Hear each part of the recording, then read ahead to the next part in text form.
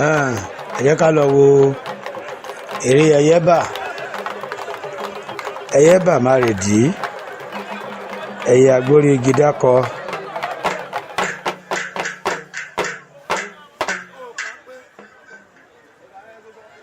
ọ̀nàrẹ́bù Ṣẹ́gun Òjòlówó ẹ̀kọ́ àfìdíbalẹ̀ ń bẹ̀. ọ̀nàrẹ́bù olóje lójú Yomas ẹ̀ máa kó àfìdíbalẹ̀ ń bẹ̀ o. Jágún ọ̀jẹ̀ tó tún jẹ́ ọlọ́pàdà ìlú ọba níkòró ẹ̀kọ́ àdó títí Eyeba lénìí. kápítẹ̀nì eégún Eyeba ń lẹ̀ ń wò tán náà fún yìí.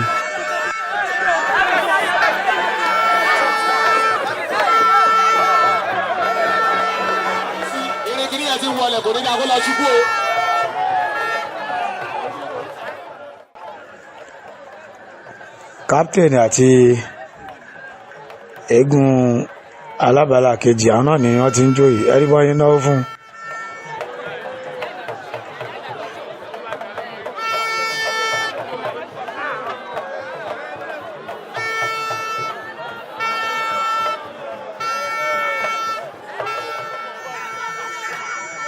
gbogbo ẹ̀yin ọmọ Eyeba, gbogbo ọmọ agbọ́lájé oníkòso òbí obìnrin ò jẹ́ gbèsè kínú ọkọ ẹ̀ ó dùn. mo mà kí ẹkú lédè akọni tó lọ olóyè Sákíbù Erinlẹ̀ Ọ̀dọ́gún ti ìlú Ọ̀tà tó lọ síbi tágbà ń rè ní kòpẹ́kòpẹ́ yìí ní ìtókù dẹ̀dẹ̀ kéré Eyeba yìí wọlé tó kùjọ́ mẹ́ta mẹ́rin tá a gbọ́ kú Ọ̀dọ́gún ti ìlú Ọ̀tà lẹ́yìn Sákíbù Erinlẹ̀ Sáké. iwájú tí Sáké dojúkọ Ọlọ́run jẹ́ kó dáa, ẹ̀yìn tó fi sílẹ̀ yìí Ọlọ́run má jẹ́ ó bàjẹ́.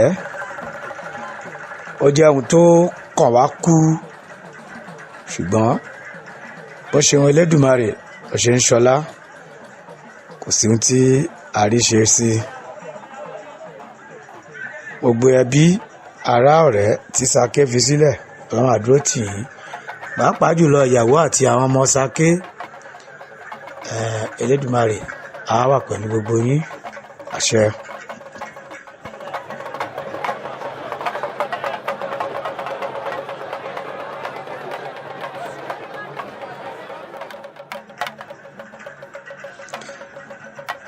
Ìjànà Agangbó la wà yìí níbi tí Eyeba tó ti máa ń gun odó.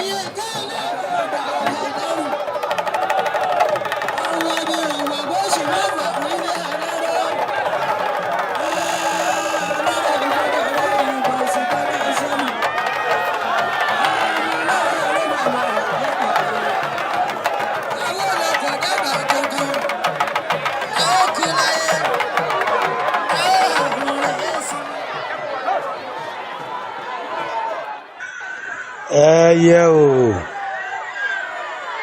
Eyeba ló jáde bọ̀ yìí.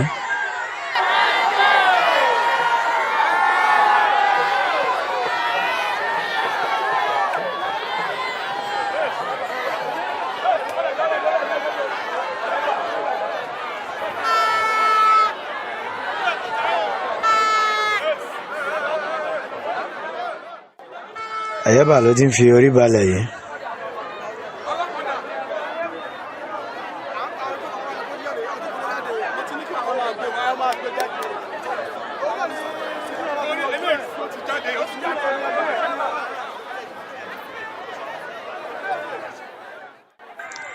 Eyeba ló ń kí àwọn ìyá àgbà ọ̀jẹ̀.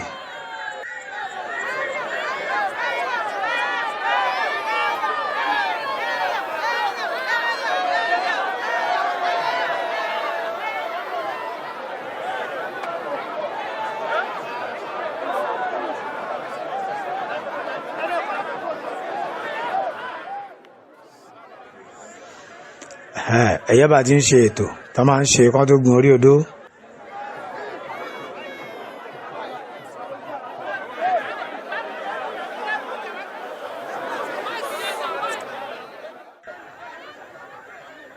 Àkàngbó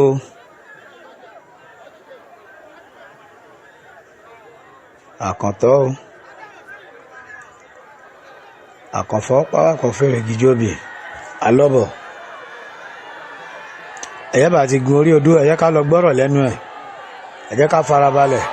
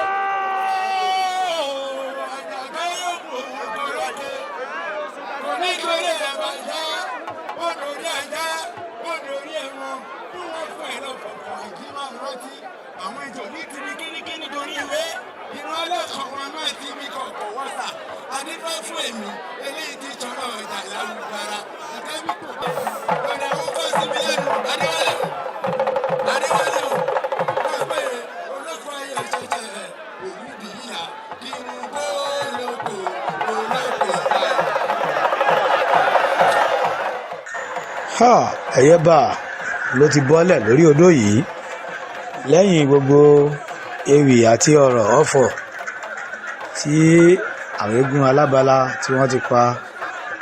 Eyeba ti bọ́lẹ̀ ní báyìí, ẹ jẹ́ ká lọ wo bí eré ẹ̀ ṣe fẹ́ lọ sí.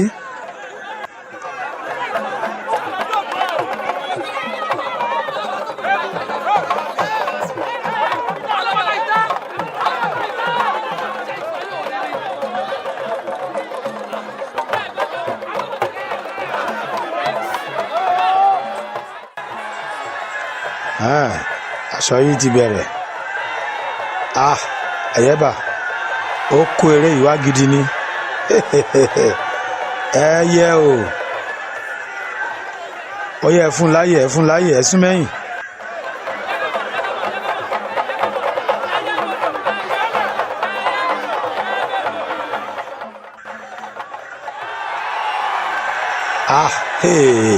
Eyeba àrà yìí pọ̀ eré yìí pọ̀ ẹ fún Eyeba láyè ẹ jọ̀ọ́.